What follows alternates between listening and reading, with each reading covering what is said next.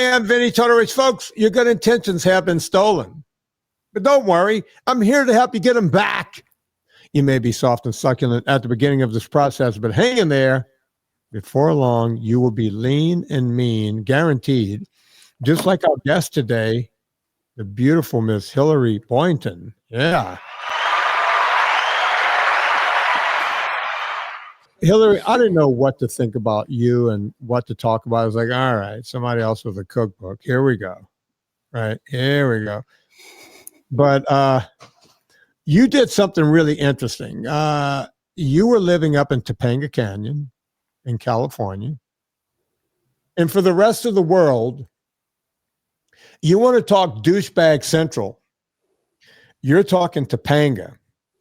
It's a place in and of itself. We're talking people with multi-million-dollar tree houses. I'm not making that part up. I knew an heiress to a fortune who lived in a tree house up there. It was north of $1 million. I kid you not, folks. That's what Topanga is. I think they did a survey. 98% of all flip-flops are in Topanga Canyon. Right? What are those shoes made out of cork? What are they called, Hilary? Oh, the Birkenstocks? Oh, you see, she knows what they are. Go figure.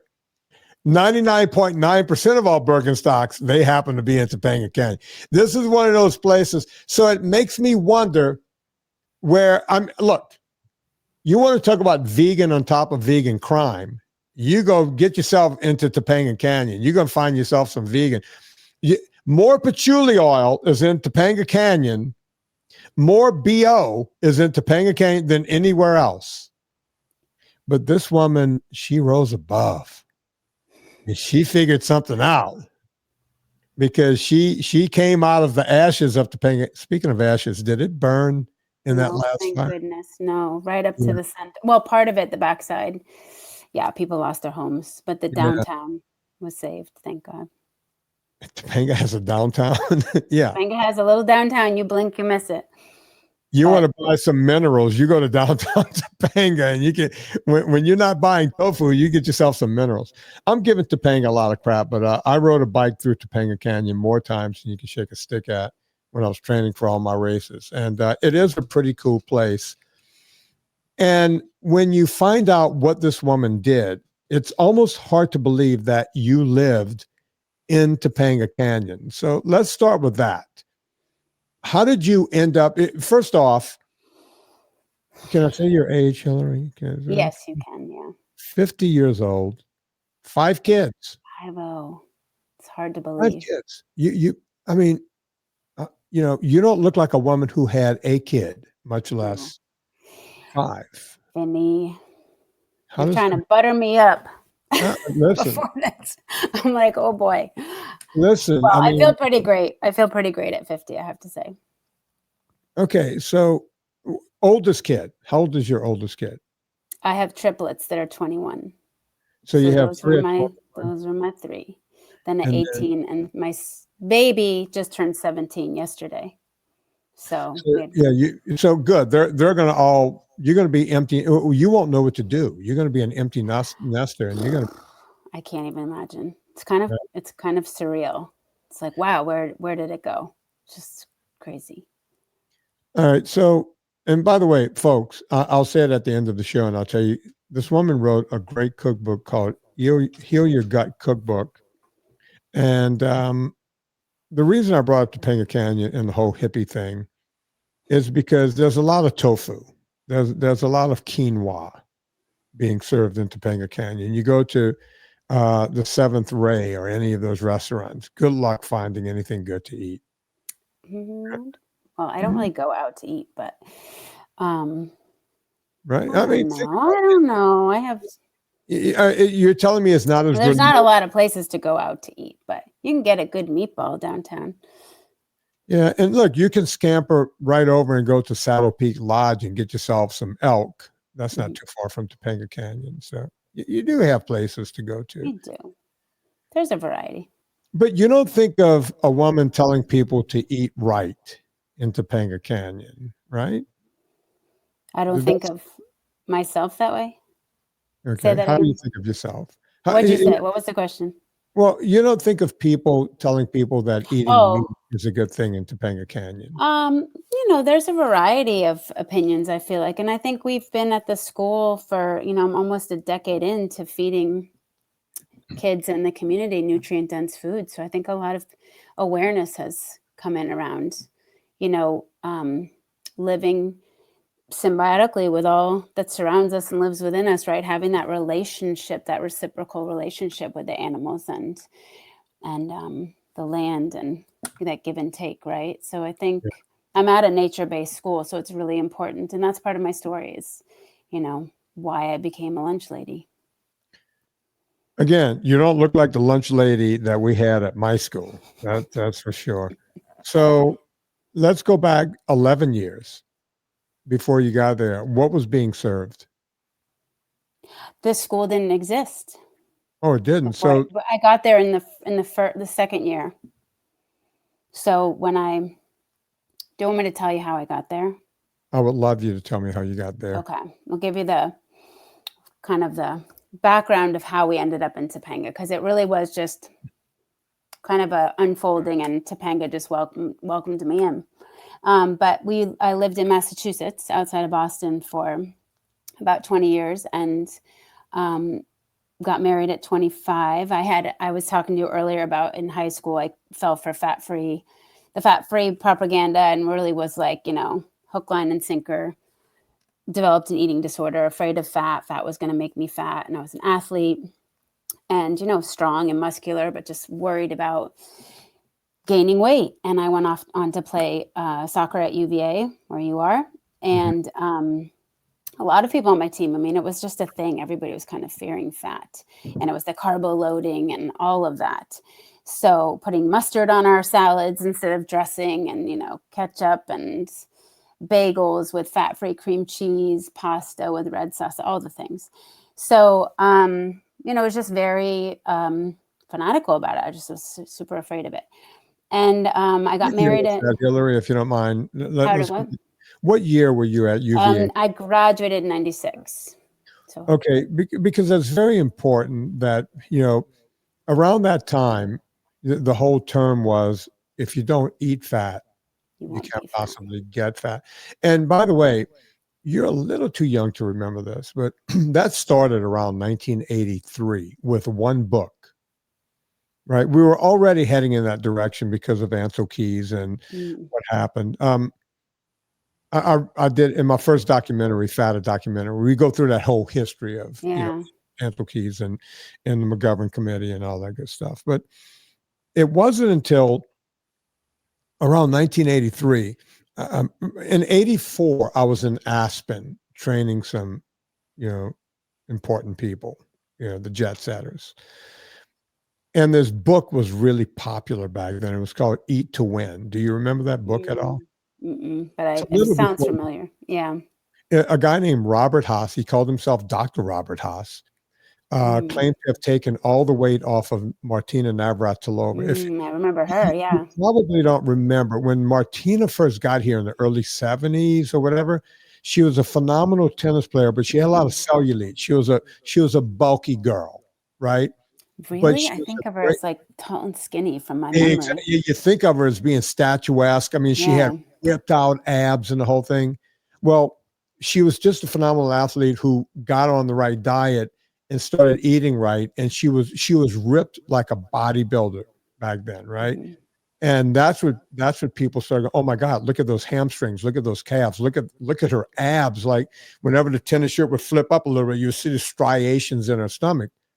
But if you had looked at her 10 years before, she had saddlebags, right? And Robert Haas claimed that he was the one who got her to lose all this weight. Now, she came out after the book saying, I think I met the guy twice and we had conversations. I don't really know him. I did not follow any of his. She came out and publicly denounced what he talked about in the book.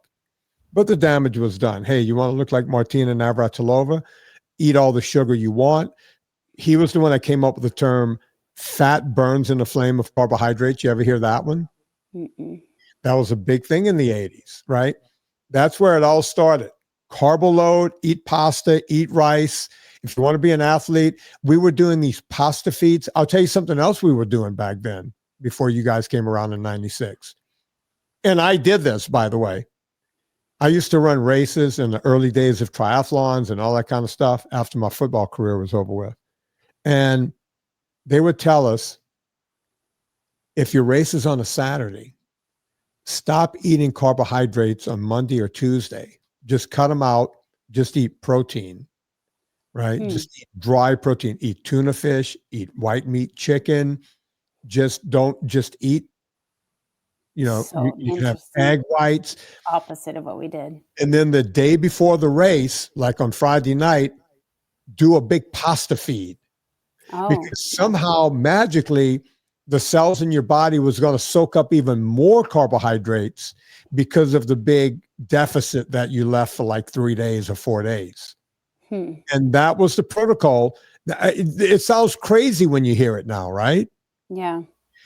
And then you just carb up the night before. Think about every running race you ever went to. Come out the night before, carb up, do the pasta feed. Always, part of the race, went right? out to the Italian restaurants. But I was probably like 1990, 89, 90 when it's like a sophomore in high school. I feel like when it all like was hit hard, and I was hit hard. And senior year, I had stress fractures in both tibias and both femur bones. So I had to sit out for a while.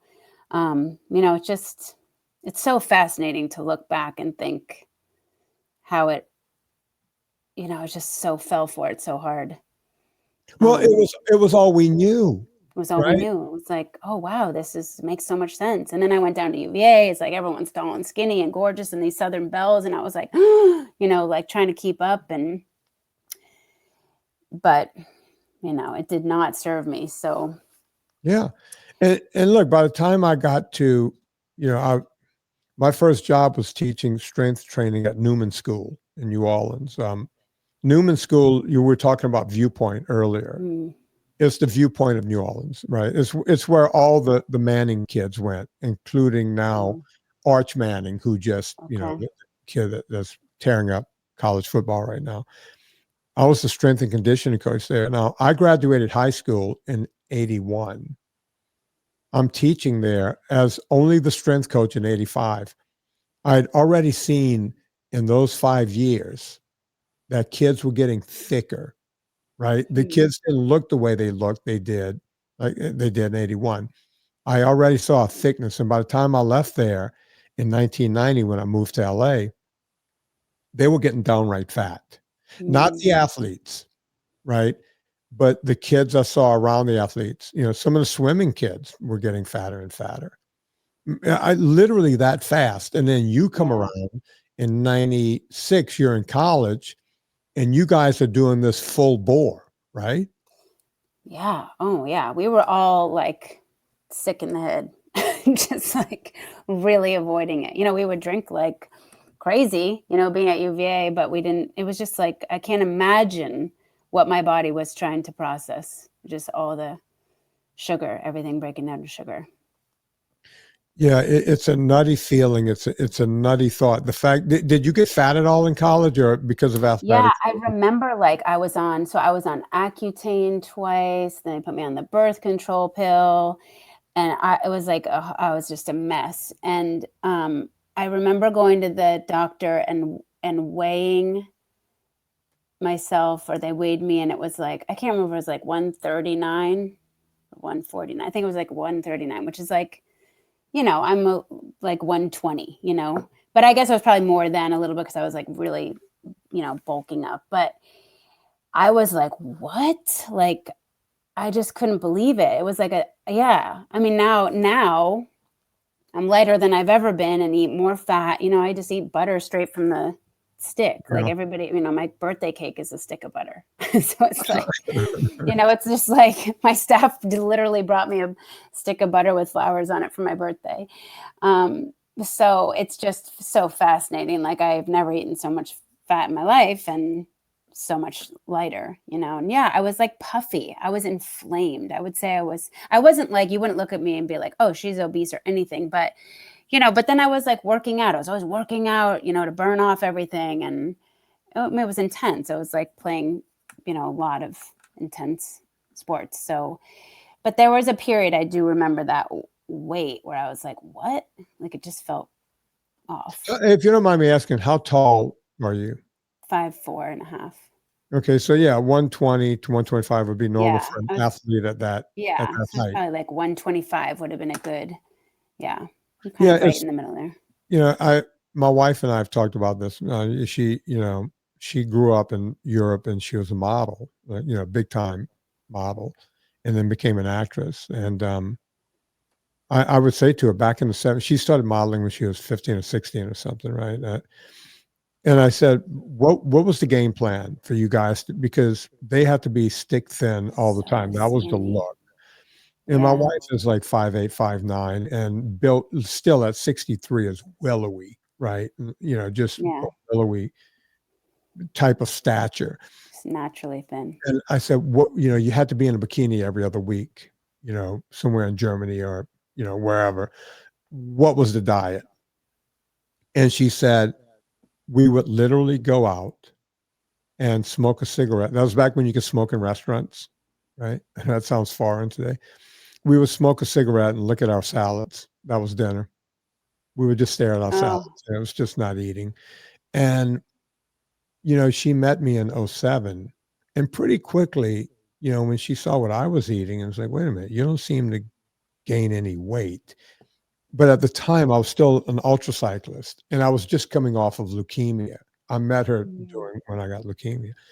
And she was like, maybe he's thin for that reason. Wait, he eats steak every day. And he, like you, seems like he's eating butter like it's a popsicle.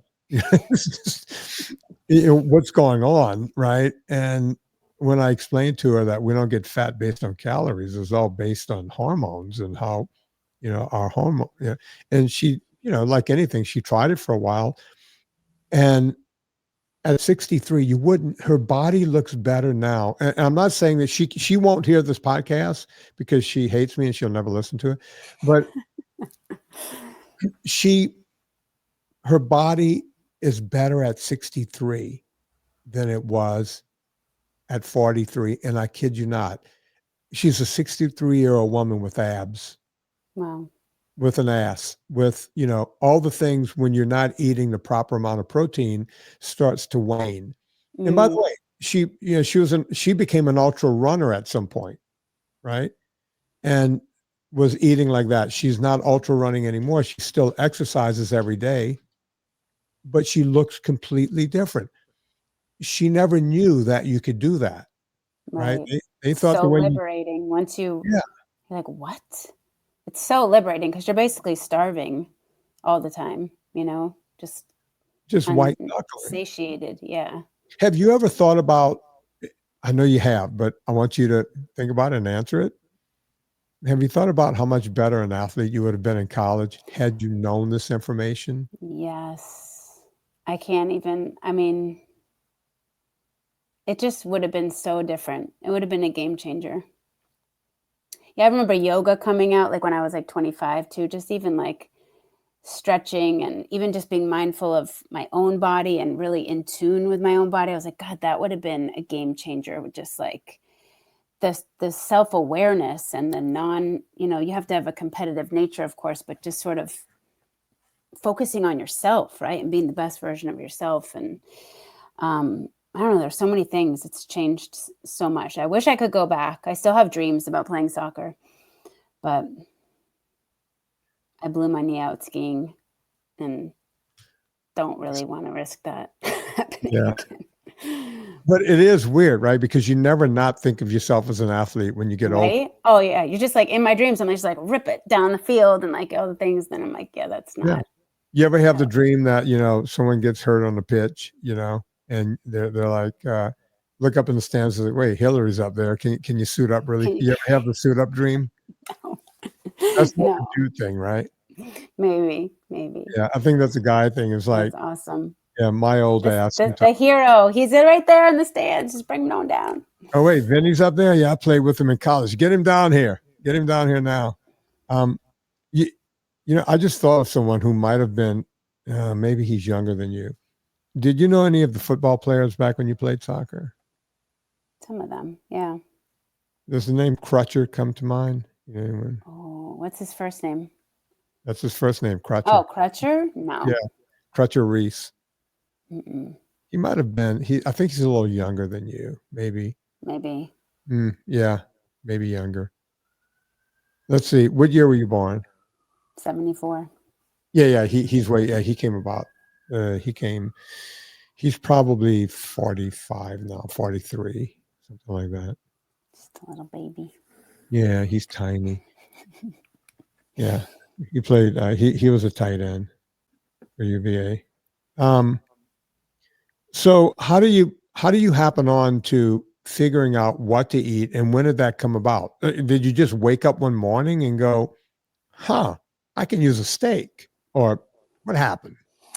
No, it was really I got married at 25, and then I got pregnant at 26 and miscarried right away, and then went on to have 3 years of infertility, like 5 miscarriages, 4 miscarriages, 4 more miscarriages. And I was just like so young, you know, I was 26, 27, like why can't my body hold a baby? And it was seriously like the hardest time of my life. It was misery. And I ended up doing in vitro, and that's how I ended up with triplets. And so it was like, yay, you know, three years of infertility, three babies, 2 boys and a girl. Life was good.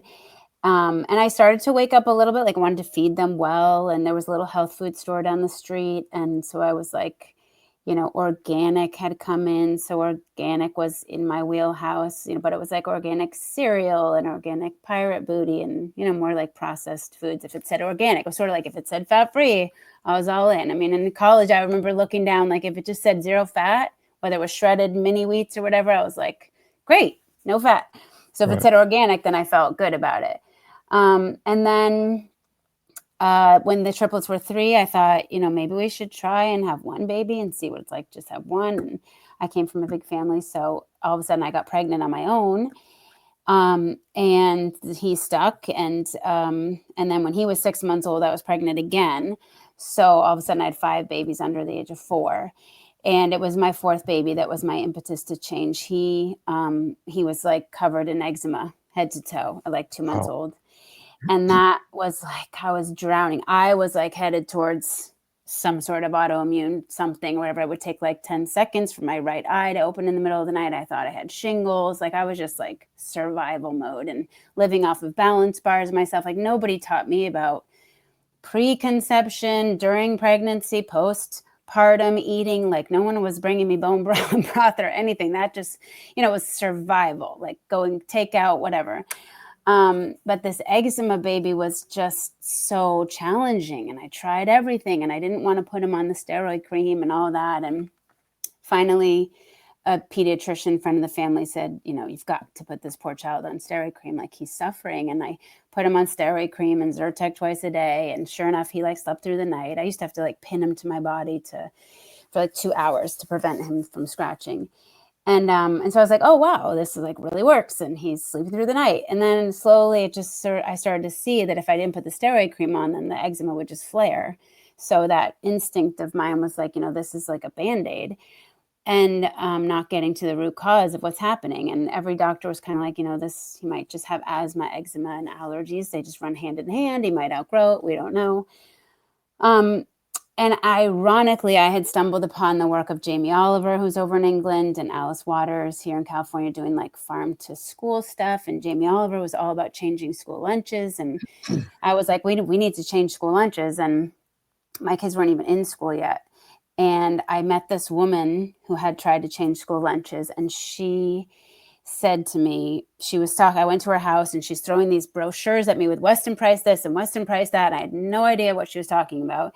And she finally just said, you've got to put your child on raw milk. I told her about my child, and her son had asthma, and she healed him with raw milk. And she said, you've got to put him on raw milk.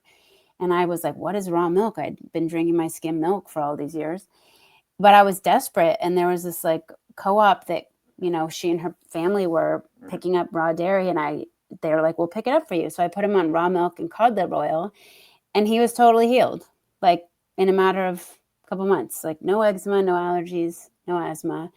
So that was my, wake up call. And then I went to hear Sally Fallon speak, who's the head of the Weston A. Price Foundation. I'm sure your audience is familiar with that. Everyone. Yeah. Yeah. We talk about it a lot. Yeah. So I remember going to see her speak and sitting there with my latte or whatever, just listening, and my jaw basically on the floor, just like, what, like seeing all these people with, the beautiful broad bone structure, the perfectly straight teeth, and then all the diets or the fats and everything. And I was just like, oh my gosh, like I've just been duped my whole life. And I walk out and there's like the Amish are set up there with like all their raw dairy and everything. And anyway, long story short, they were like, we need someone to run a co-op. I'm like, I'm your girl. So I ran an underground raw dairy co-op out of my home for 6 years in Massachusetts. How did you do that? That's interesting. Well, private membership, kind of underground. Okay. Yeah, because there are a lot of people that I talk to, want to do raw dairy, and it's illegal in some states. It's kind of like what we were talking about before the show. In Calabasas, smoking a cigar was illegal, yet all the pot you want, walking down the street with a joint, right? And no cop was going to stop you. The same with raw milk, right? Yeah, totally. It's like it's crazy. Who's the guy? He's in. I want to say he's in Maryland, and he's got the raw food or the ancestral food restaurant. He's been on the show a few times. He's had a few TV shows and the whole thing. You would know the guy. He's a doctor. I can't think of his name. The audience is screaming at me because they know who I'm talking about. But he has trouble with the raw milk, getting raw milk, and the whole deal. So you had a raw milk underground. Well, it was just like Amish co-op, yeah, and this big truck would show up sometimes like 4 a.m, and I would go meet it and get our pallet off of it. And now this beautiful food, it'd be like the sun's coming up and people are coming to collect their beautiful farm fresh food. And it's like in Massachusetts, you could go to the farm. I could go pick up your cigarettes and your alcohol or whatever and your prescription drugs, but I can't go to a farm and pick up raw milk for you. But I could go get my own off the farm, I believe. But yeah, so it was really a way. I wanted everybody to have access to this food, these healing foods. And so I started teaching cooking classes out of my home. Before we get to the cooking class, I want to go back because explain to the audience, or explain to me, pretend I'm a third grader and we know what homogenized milk is, right? It comes from a gazillion different cows and they homogenize it. That's all that's what that means, right? It's like all these different udders come together and that's the milk you drink. And then there's we pasteurize milk. Louis Pasteur figured, hey, we could keep this stuff fresher longer and get some of the problems, and we'll pasteurize it. And that takes a lot of the enzymes out. Take it from there. Explain what raw milk is. And don't just explain what raw milk is. Pretend I'm in kindergarten and explain to me why it's better for me than pasteurized milk. Okay. Well, the way I understand it, which I'm no scientist or raw milk farmer, but I think of raw milk having everything inherent in it that we need to digest and absorb the nutrition. So all the beneficial bacteria, the enzymes, the lactase, which is needed to digest the lactose. I guess kindergartners might not understand that, but they might have heard of lactose intolerance. And so everything is right in there that your body needs to accept it and to absorb the nutrition. And when you pasteurize it and ultra pasteurize it, you heat it at really high temperatures and it destroys many of those enzymes. They're like beautiful, say, ribbon-like structures, and they just get crumpled up and destroyed. So then your body is sort of doesn't recognize what you're putting, what's going in. It's unfamiliar. It's not how nature intended it for it to be. It's not in its natural state. And so that's why a lot of people have trouble digesting it. Most people who can't digest pasteurized milk can digest raw milk. And just folks, the reason being, my understanding, my limited understanding is, we have a lot of different bacteria in our bodies, right? And it's meant to be there. And we think of bacteria as always being a bad thing, but it's not. We need this bacteria. The raw milk has all this extra bacteria and enzymes, right? So, for someone who might be allergic in some way to pasteurized milk, They won't, because the enzymes and the bacteria, they haven't been pasteurization basically means they cook out the bacteria and the enzymes, right? Just to make it last longer. It's like dead. It ends up being like dead bacteria. Yeah, and exactly. when you remove the fat, you're basically, that's what they use skim milk to like fatten the pigs. Right. So because it's all sugar, it's all lactose. Yeah. But by the way, I will say this as a public service announcement, because I have to, right? You can get E. coli, salmonella, I think listeria is in there too. I don't think diphtheria is a whole different thing, but you could, if you get a hold of bad raw milk, there could be a problem. How do you make sure, Hilary, that you're getting the good stuff versus something that might have E. coli or listeria? I think the bottom line for everybody is to know your farmer. Go see the farm, shake their hand, ask the questions. We know our raw milk farmers and the testing that's being done every day, several times a day, to make sure it's all, clean and clear and beautiful for human consumption. So I just have to put that in there and tell people. People need to be careful with everything, and that's why knowing your farm is so important. If some guy in Pennsylvania is saying, hey, I know the Amish guy down the street, let me get you some raw milk, I wouldn't just go with that guy's word. You need to go figure out what you're doing. So it's not anything, E. coli could kill you. I think I mentioned salmonella. I think salmonella is one of the ones you can get from it. If you want to have a podcast on raw dairy, you should invite Mark McAfee, who's... I would love to. If you can get... He's a really good friend. I talked to him this morning. He comes, to our training academies every year and does a lecture about raw dairy, just so people can really understand it. Because when I was teaching classes, that was the number one fear from any parent was. And then when I first gave it to my kids, I was just like so afraid, because we've been told, that we need to be afraid. So, but it's really about, doing your research and that comfort level of knowing when you see those cows out there and how they're being treated and the beautiful milk and, you know. Yeah, it does make a big difference when you know where it's coming. Look, I've given myself salmonella twice in my life, but and one time was off of chicken. It was in college. I let it stay in the fridge uncooked for a day or two too long. You don't have money in college, so say, I'll cook it out or whatever. Gave myself salmonella. I lived. And then one other time with raw eggs. I used to drink raw eggs. That's why I don't suggest to people to drink raw eggs on the show. The chance of getting salmonella from raw eggs is very, very slim. But there's the possibility, especially now with avian flu. Go on. I do have raw eggs. Yeah, me too. I had 6 raw eggs today because it's the easiest way to get 6 eggs down. I whiz them in the blender just to fluff them up and then just down with them. And people go, why don't you?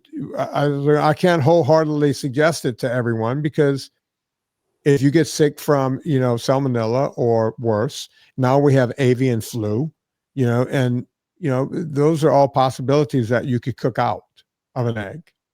So that's why I'm still suggesting to people, I'm taking a chance, but, for right now, cook your eggs until this avian flu is gone again. But that's just you should definitely talk to Mark, because I think there's so much information out there. I will. Please, when this podcast ends, I'm writing, what's his name? Mark McAfee. He's got the largest raw dairy in the country, and he started the Raw Milk Institute. He's all about helping other farmers do it right. He's an amazing human. I can't wait to talk to him, because it is something I'm very interested in. People are asking me about it all the time. I don't like to give information on things I don't know enough about. Yeah. He can be very clear and tell you in your audience. It would be great. Great, folks. Get ready to hear Mark McAfee on the show in just a couple of short weeks. I have a great egg farmer too. I can connect you to if you want. Absolutely. We get this other guy on. He's a bird expert, an egg expert. But the more the merrier. As a matter of fact, a couple of my friends are they are both MDs and PhDs, and they see patients, but they also work on different things through UVA. by the way. Mm. And they heard my egg guy on a while back, Greg. I can't think of Greg's last name right now. And they said it was the most interesting podcast they had ever heard. Not my most interesting ever of any, because Ever. that guy Wow. was so good. Wow. Right? He's the kind of guy you just wind him up and just let him talk. That's like Mark. Yeah. Yeah. Yeah. I can't wait to. I love these kind of guys. So thank you, Hilary. Of course. All right. So you get into the raw. I want to get back into your story now. I'm sorry, I go off on tangents a It's bit. okay. I'm just like that. You get into raw. Your kid is getting healthier, right? Is that where we are? Yeah. Eczema's going away. You know, yeah. you don't We have had to. other issues going on from speech delays and epilepsy, and just we were kind of a hot mess as a family. And someone told us that we needed the GAPS diet, and that is the gut and psychology syndrome and the gut and physiology syndrome, a protocol that Dr. Natasha Campbell McBride, who's a neurologist and a nutritionist, established, I don't know how many years ago, 25 years ago or so. And I was familiar with her work because I'd seen her speak at the Weston Price conference, and I knew it was a really intense protocol. But at that point, I was like, we got to heal. Like, we have so much healing to do after all the damage we've done. So we kind of just were all in. And I had kind of started teaching cooking classes, like I said, and started talking about GAPS. And this woman in my cooking class was also on this diet, and she's a photographer. And we were both kind of like, there were no blogs. Really, blogging was like brand new. So there was just not a lot of inspiration out there. Her book is brilliant, but it's just, I'm a visual learner. So we set out to write this book that was like a roadmap of how you would actually venture into this protocol that can be a 2-year protocol. We did it for 2 years. And I wanted it to be something you could curl up in bed with and be like, wow, I can eat this beautiful, nutritious, nutrient-dense foods and still heal. And I remember like in the very beginning getting a quart of lard and being like, this is going to last us for the whole 2 years. You know, it's gone the first month. Like, I just never could imagine eating, a spoonful of lard in every bowl of soup. So we ended up writing the Heal Your Gut cookbook. I handed over to the publisher to be edited, and boom, my husband gets diagnosed with throat cancer. So that was like, elevated our whole journey. And we knew so much at that point. It was just like, this is why I'm really one of the reasons I'm so passionate about getting to these kids at a young age, because once you get that diagnosis, it sounds like you had leukemia, you said, right? Yeah. It's kind of like that frying pan to the head, like, oh shoot, like now I have to wake up and change something, and you're just like chasing health, right? It'd be way better off if you could have prevented in the first place and then we spent like all of our time and all of our money chasing health. And that ultimately brought us to California. And his first day out of bed, we were like, let's just drive to this little, like, we were in like Venice Beach, and we're like, let's just drive to this Topanga place. Like, people say it's cool. And, we were taking a trip, and we drove up there in this little teeny tiny shack, beachy storefront in the center of Topanga. We popped in, and this woman said, she heard we have 5 kids, and she's like, oh, there's this brand new nature-based school that just started down the street, and people are moving here for it. You guys should check it out. So we checked it out, and I went there and met the chef, and she was like, oh, the kids just caught their own fish today. And then she said she really wanted to roast a whole goat. And I was just like, we got to go here. Like, she knew Weston Price, and it was just super aligned. So we ended up moving to Topanga. Our triplets got into the school. And then as the school, it was only in its second year, so there were like 30 kids. And then they were slowly growing. And as the school grew, they outsourced the food. And that's when I was just like, oh, shoot, this isn't what I signed up for. I've just worked so hard to like recover my family. I don't want to give them standard American diet, basically. And so the head of school gave me, the job as being the snack coordinator, or the snack lady, and the coordinator, or the consultant to the lunch lady.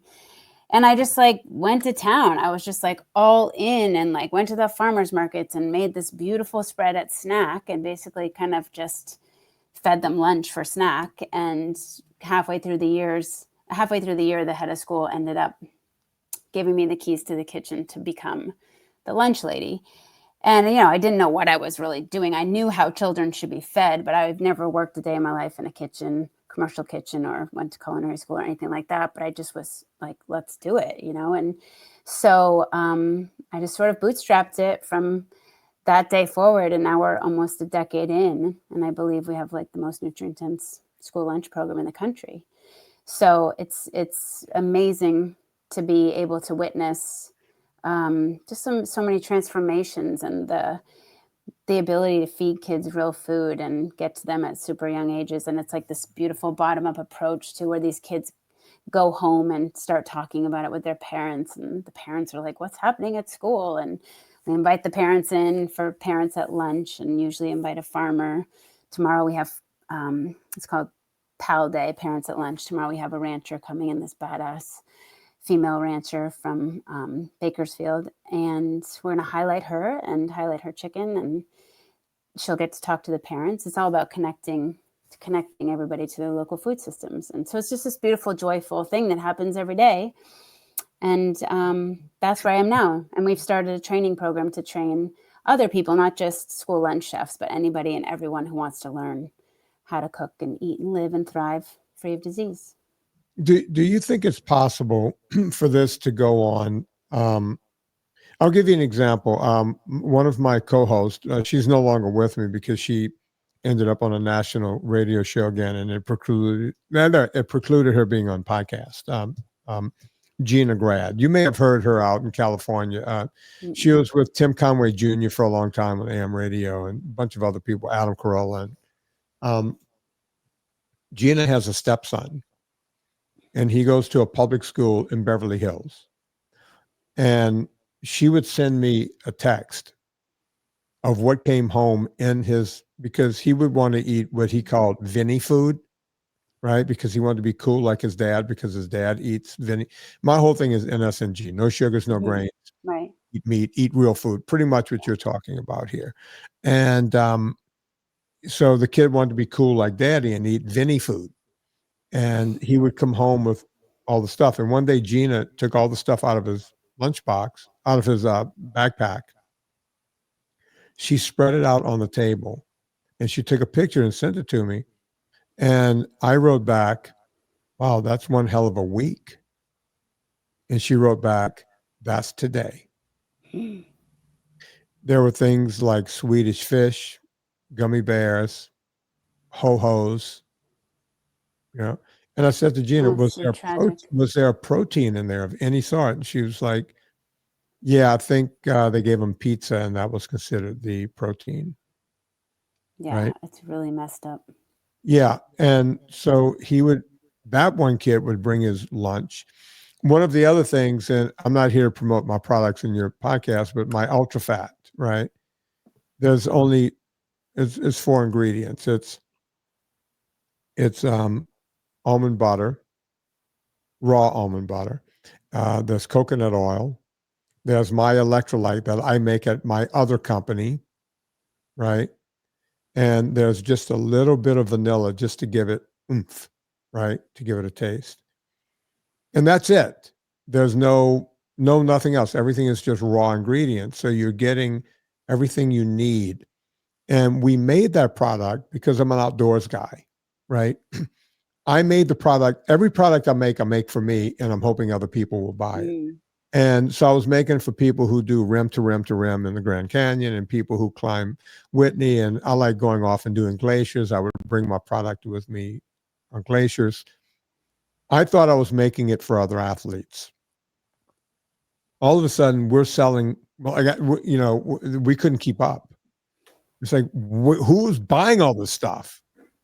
Turns out mommies are buying it and sticking it in lunchboxes. So there is a group of mommies out there who are caring, who want their kids to do better.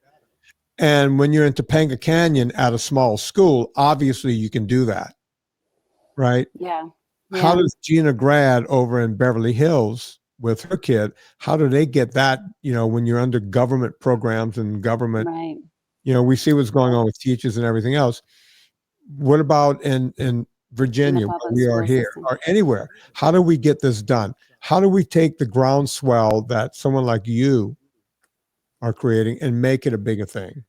Yeah, I mean, that's exactly what we're working on right now, because I feel like the moment is now with this administration and the opportunity to, so many people school lunch is a big buzzword right now. So we're working on a pilot program with a public school so that we can show what's possible, and show that without the, government restrictions that we can collect, the data or whatever, and show how kids' health will improve when they are fed this way, these nutrient dense foods, and this, the macros and the proper ratios, and kind of returning back to the way we used to eat before all this industrialization and all these packaged processed foods and this food pyramid that doesn't work.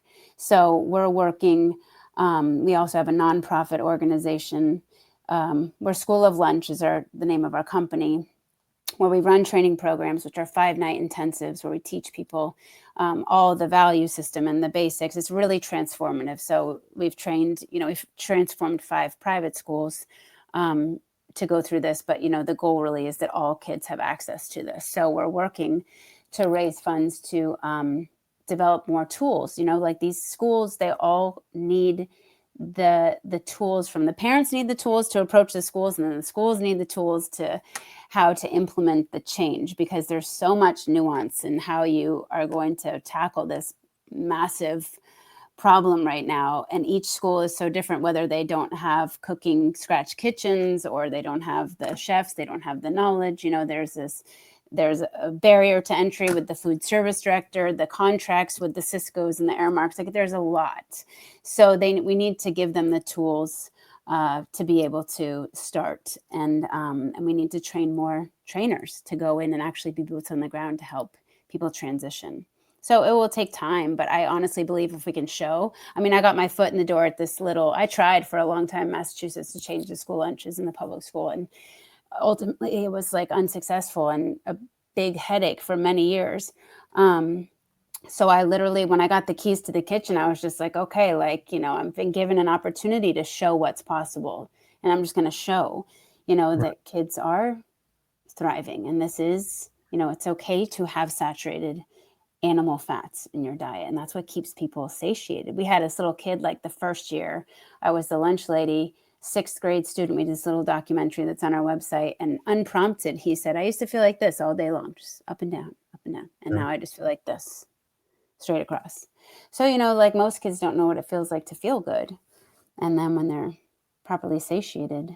Yeah, when you think about it, every parent, you were out in California, moms would be pregnant and they're already signing their kids up to the right preschool so they could get to the right kindergarten, so they could get into the right, so they could get to Viewpoint or Harvard Westlake or any of them, right? Yeah.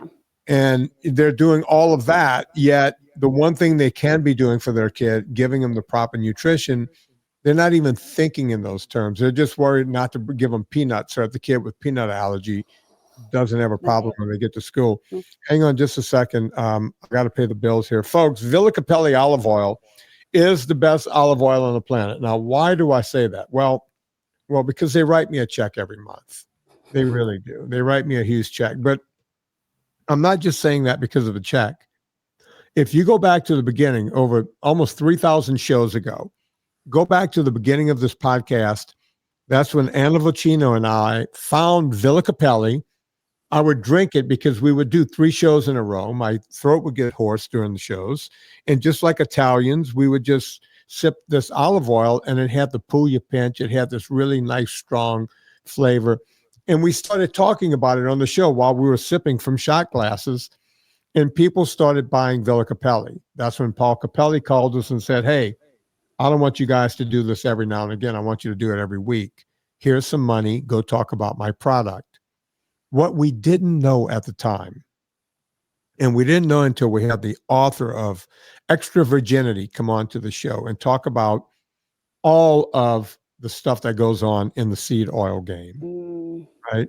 Where they're mixing olive oil with seed oils, and then they have to put a perfume in it to make it smell like olive oil, and they have to put a colorant to make it look like olive oil.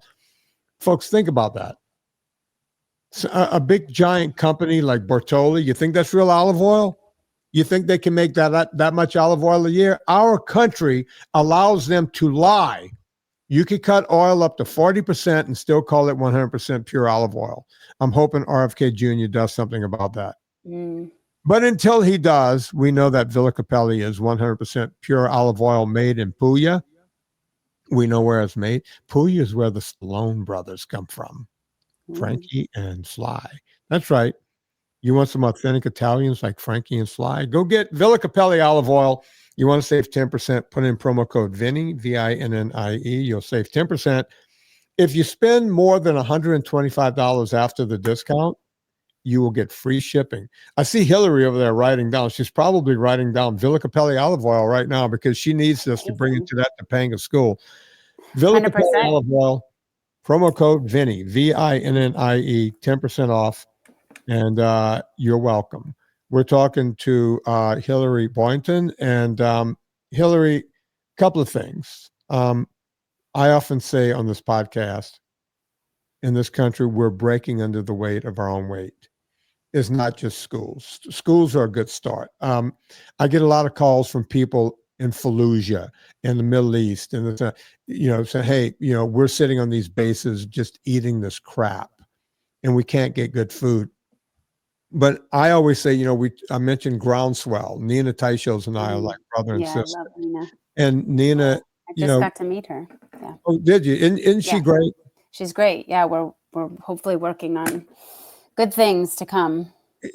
Listen, you're that's my girlfriend right there. I love her to death. She's been over to the house. That book, right? For somebody who's fat free for so long, it's like she did the research, and when people always say to me, they'll go, "Okay, you're going to tell me to read your book," and it's like, yeah, you can read my book, but if you really want to read great books, start with Big Fat Surprise, because she's showing you where all the bodies are hidden, right? She uses the same research to show that what they were talking about is wrong. And Hilary,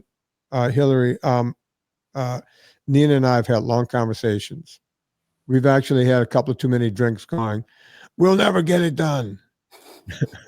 We've got to get it done, but we'll never get it done. It's a lot of work. It's not happening fast enough. We'll be dead before it's done, but we don't care. That's why we all have to band together, because it's like I was just saying to somebody the other day, Dr. Berg, just can't be 6 feet under trying to change the world. We all have to come together and support and let's go, because it's a huge mountain to move, but it's shifting the awareness and awakening people, just like we both had, where you're like, oh, I get it now. And it's so liberating once you get it.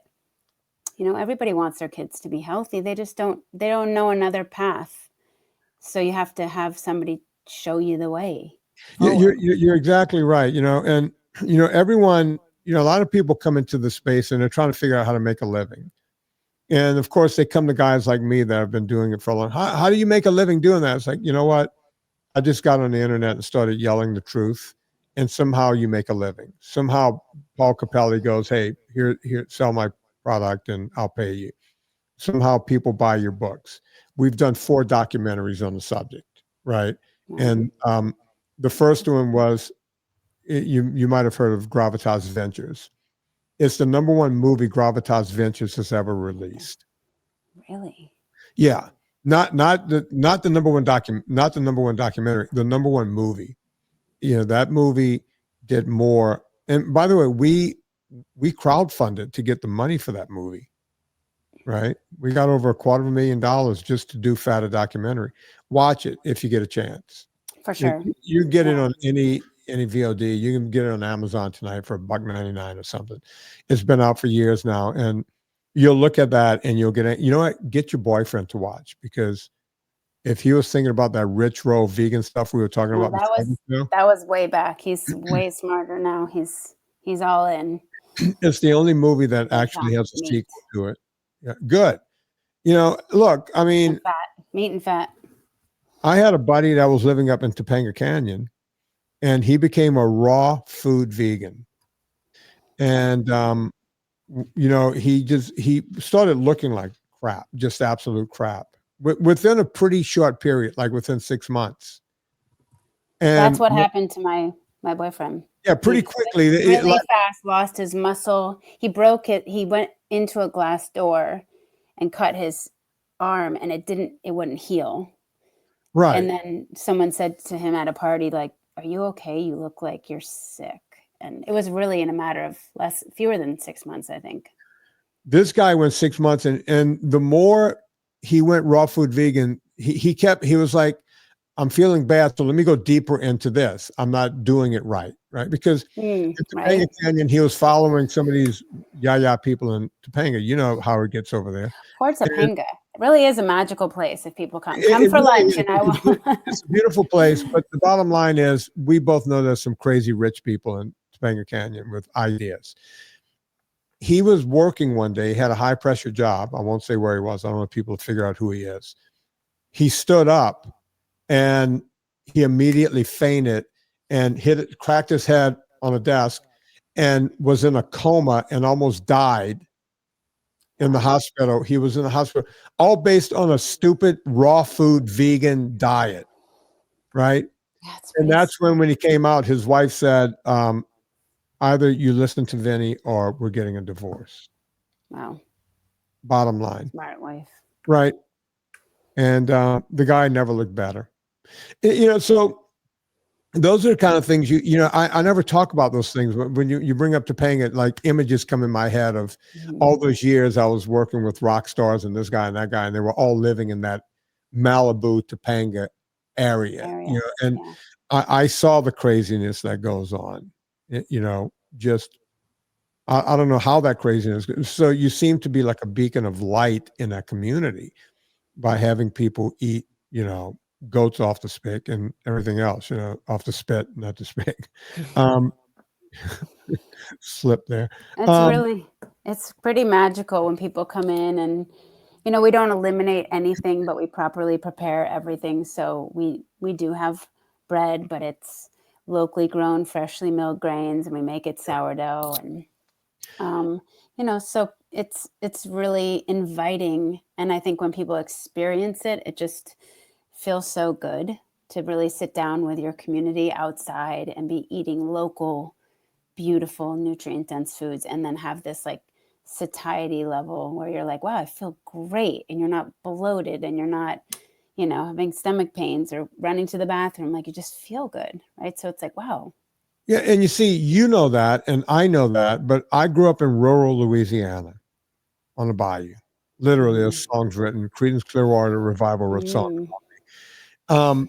I know these people. I know who they are, right? Unless we have a government program that goes in and pushes this, we don't get there, right? I mean, this is all pie in the sky right now. My question is, how do we get a Nina Teicholz in the government? Look, she's got to get in this. She became a PhD because one of the biggest slights on Nina was, well, she's not a doctor, so she went, screw you, I'm going to become a doctor. And even though she's in England, why can't we get a Zoe Harcombe to come in and explain what's going on, or a Malcolm Kendrick, or any of these super smart people that can help us figure out? We're trying to figure out everything else, right? Yeah. We're at that point right now where a lot of stuff is getting reconfigured in government. Some people love it. Some people hate it. Right? That's fine. Right? I don't get political on this show. I don't care if you're on the right or the left. I just want the right thing to get done. And my thing is food, and my thing is health and fitness. I've often said, for free, if they want me to go in, I will go back in and implement the president's physical fitness test, the one that JFK originally did. Right? That would be amazing. I was walking, we were talking about General Hospital off the air. So I'm going to name drop here. Jeannie Francis and I was getting Jeannie Francis ready to do a something. And the only thing Jeannie wanted to do was walk around the track in Calabasas. I couldn't get it, I could get her to jog a little bit, walk. I was working on her diet, but I was trying to get her to move. And she would go to the track, right, which was right down the street from her house. So we'd walk there and we'd walk around the track 8 times. And that was about all I could get her to do. Well, Calabasas High School, you know where it is, right there. Oh, yeah. I've walked around that track many times. So the track. The kids, the bell would ring and there would be a PE class that would come out. All the kids would go on that beautiful pitch, right? And they would just all sit there and there were two PE teachers, a man and a woman, and he would do that thing with the whistle where he's like, rolling it around his finger and rolling it back, and they would walk laps just like Jeannie and I would for 50 minutes, and then the bell would ring, the kids would meander like a bunch of cattle off the pitch, and they would leave. Well, I watched this go on week in and week out, and one day I caught up with the two PE teachers, and I said, hey, guys, what gives? You're PE teachers. Good for you. What are we doing here? And they said, yeah, I know it looks bad, but we can't do anything. And I said, well, what are you talking about? He goes, every one of those snotty-nosed kids have a note from their doctor that they're not allowed to do PE for one reason or another. And if we tried to get them to do anything, we would get sued and we wouldn't have a job. Oh, Can you imagine? Every one of these kids. Now, folks, this is not a private school. My daughter went to the private school down the street where they also got away with bull crap. This is a public school in Calabasas. And if you saw the school, it looks unreal, right? It's an unreal. They built a whole remember they built that brand new theater, right? For the arts, for kids to go be actors and everything else. They got this beautiful football field, yet not one kid, not one. They all had notes. And the teacher's like, we're doing our job right now. Can't do it. If we told these kids to do anything, we would be looking for jobs tomorrow. Interesting, isn't it? Just such that's where I think, like, actually my son's lacrosse coach said the other day at a meeting, culture precedes success. And I was just like, that's it. That's why we have a successful food program, because we have established a food culture and a kitchen culture. Yeah. And we have no food culture in this country, and we have no, physical fitness culture within school at all. It's just disappeared. And your hands are tied, right? And you're just in this system. And so it does have to come from, there has to be some top-down changes for sure. And that's why we're really at this moment, feeling like our program can't just stay here in the little Topanga. Like, it needs to go out. It needs to be, we need to do a pilot and show that this is possible, and that kids are, we're healing the kids. We're not just feeding them well, we're healing them. I mean, we want kids understanding the agency they have over their bodies, and then the health of the next generation, that they have a choice. Like we were talking earlier, you don't think about food at all. Like how most people spend a year planning their weddings, but you don't spend any time planning to prepare for a pregnancy. Most of us. I mean, now I feel like it is turning, especially in places like Topanga. People are really like dialed into some of that stuff. So it's a shift, and it's establishing a real culture. And that's where we come in with the joyful. We're making a joyful noise. I say we're joyfully disrupting the trend of chronic illness in this next generation of kids. And I added the joyful a couple years ago, because if you don't make it fun, people won't want to do it. So you have to have a little spark of something different. And, we're singing and dancing in the kitchen, and just, like, we are where we are. So you have to meet people where they are and just bring them on in and give them the information, in a joyful way, and say, like, you can do this. You got this. We got your back. Like, we can change this. Go be the ripple. We'll train you. We'll give you everything we know. Just go out. Until people go out after they're trained, and they go into churches, they go into hospitals, they go into schools, they take control of their family's health. And that's where, I think the change will come. But we definitely need this grassroots effort, and we need the bottom down. If the dietary guidelines could change, that would be unbelievable. Well, that would be number one. Right? Nina sent me a thing the other day of a new. She sent me a new thing of a new dietary guideline that they're trying to push in the whole thing, and I tweeted it out in the whole thing. And look, I want to see a change in my lifetime, and it's not going to be easy. And I'm going to tell you the same thing I tell Nina and Eric Westman and everyone else I have on the show. You guys have an open forum here. But if there's anything I can do outside of here, as I tell everyone, I don't do what we're doing right now. I don't do this for a living. right? The podcast pays for itself. I send a check to everyone that works behind the scenes. I don't make a dime from the podcast, not one, right? So if there's anything I can do, this is your forum. This is not my podcast. I tell everyone, this is your forum. If there's anything I can do outside of this, let me know, right? That's amazing. And like I said, if the government wants me to come in and reenact what RFK's uncle did, I'll bring it back and make it mandatory, right? I would do it, right? I didn't put my name in the hat to go because I don't like politics, right? But if they need me to go do that, I won't do anything else except put that back in the school and make it, you got to get a grade for it. And if you want to keep your perfect little 4.4 or whatever they're calling, because I never knew how they got past 4.0, but now, oh, my kid has a 4.6. Whoop-de-fuck. Guess what? Fail PE, and you're not going to have your 4.6. You won't go to your little Ivy League school. I'm going to make sure of that. See, that's the kind of incentive. You put that incentive on kids and on parents, guess what? Every house is going to have a pull-up bar and a gym and everything else. They'll do it. You just have to force people to do it, right? You got to look. We got to bring this back. Non-negotiable. It's like we only have this option for lunch. We're not going to give you the fast food option and our other option. It's just like, this is it. This is lunch. This is how we eat. This is how we move. Yeah. This is how we're going to work. And if you just start putting it out there, it's going to happen. So, Hilary, you do have a place here. Folks, she has a book. Yeah. Go get this book, Heal Your Gut. This cookbook is by Hilary Boynton, Boynton. Hilary, give us your website so that people can go visit you there.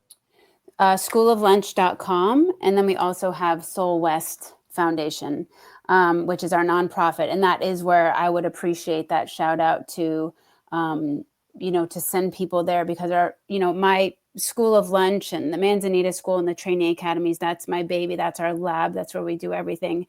And I love going there and interacting with the kids. But in order to grow this, we need, kind of a skeleton crew and operating on, passion, basically. So we need help to train the trainers and make those materials. So we do have a foundation where people can support us. So that would be a huge help, because I do feel like, again, we have to work with Nina and work with people like you, and we all have to support one another and show the path forward and show what's possible so that people believe it can happen, right? No, absolutely. And Debbie, put all of that in the show notes and make links to it. So, is that Leona? You guys, please put the links so that people can find that. Thank you. Send me a separate email, not the one where you're introducing me to my new best friend, Mark McAfee, but send a separate email with the links so I can send them over to Debbie, and we can make sure. You got to hang out with me till this cures itself or something. Sure. So please hang on. I got a notice about that. So, folks, you know what to do. We all go shopping on Amazon. Before you go to Amazon, go to VinnieTortorich.com, click through the banner. It puts coal on the fire, gets my train down the track, and we're able to keep this show free for a gazillion years in a row. Rate and review this podcast. Don't ask me why. It's just important for some odd reason. Go check out everything Hilary Boynton is doing, and go check out her websites. All of it will be in the show notes. On behalf of Hilary Boynton, my name is Vinnie Tortorich. Put life into living, and let's do it with this hippie band just one more time.